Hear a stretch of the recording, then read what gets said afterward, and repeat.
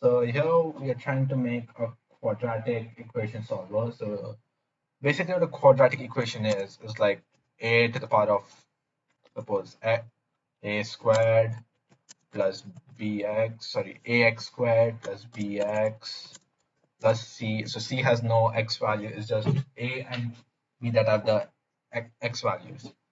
So what a quadratic equation does is it finds the x value. So what a quadratic graph is like a U-shaped graph, most likely. Mostly it's a U-shaped graph. So what this does, this equation is to like find the points where it intersects at y equal to 0. Like it's 0, y 0. There'll be like two intersects more. Sometimes one intersect or zero intersects depending upon like the discriminant, the value of discriminant, which we'll talk about shortly in some time. Okay, so let's get started with this. So what we first need to do is import the math library. Okay, yeah. So what we first have to do is get the A, B, and C values from the user. So it will be integer, so we get an input. Oh, so we'll say enter first value, then B is similar. We'll do this for all the four integers.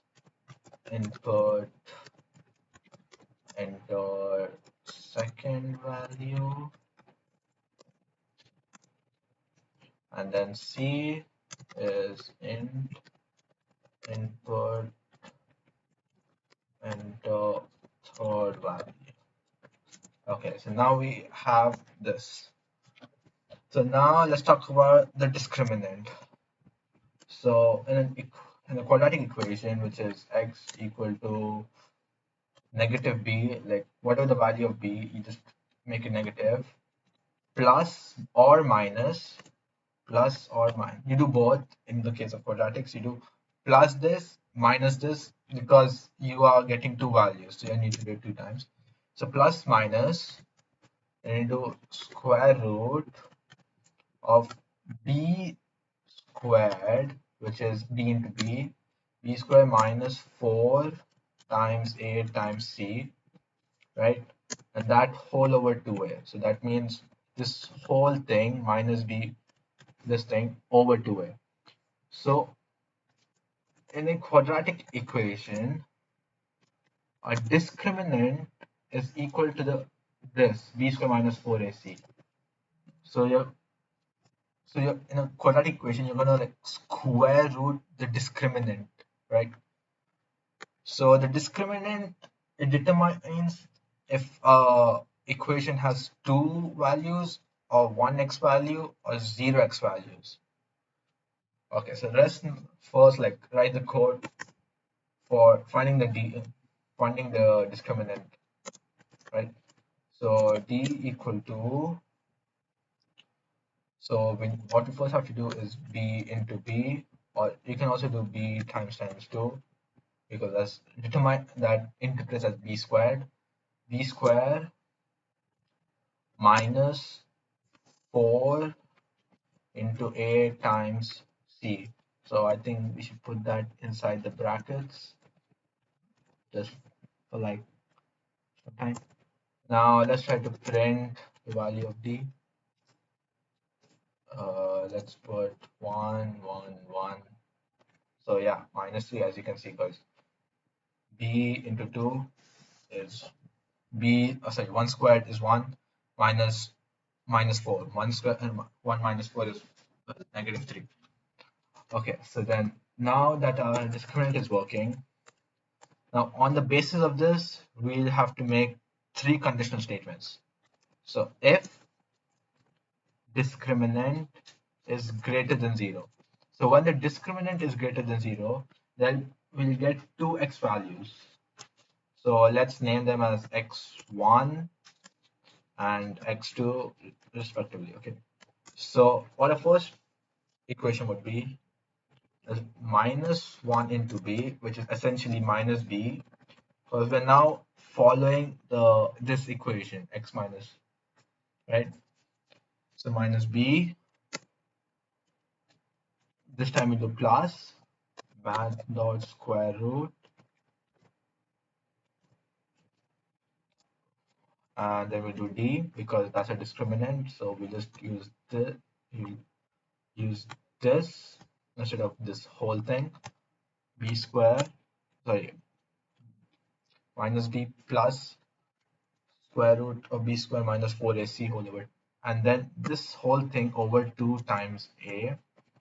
So let's put this inside the bracket because we want this to be done first, and we can put this also in brackets because, well, we want that to happen first, and then we can similarly use this, but instead of plus we now do a minus in front of the math plus math dot square root. So here we get the two values we want. So let's say like print, um, let's see, print the two values of x are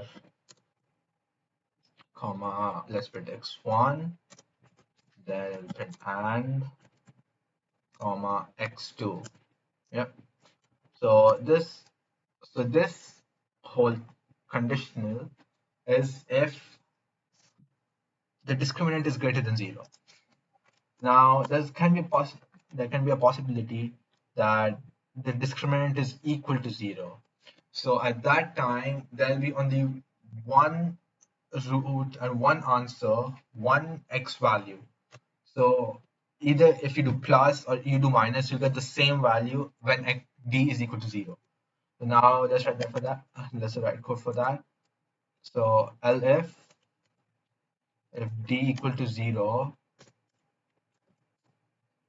let's write x equal to, let's just copy this. Oops. Just put that in there. So now we have that one x value. So you can either put a plus or a minus, doesn't matter because you'll get the same answer because d is equal to 0.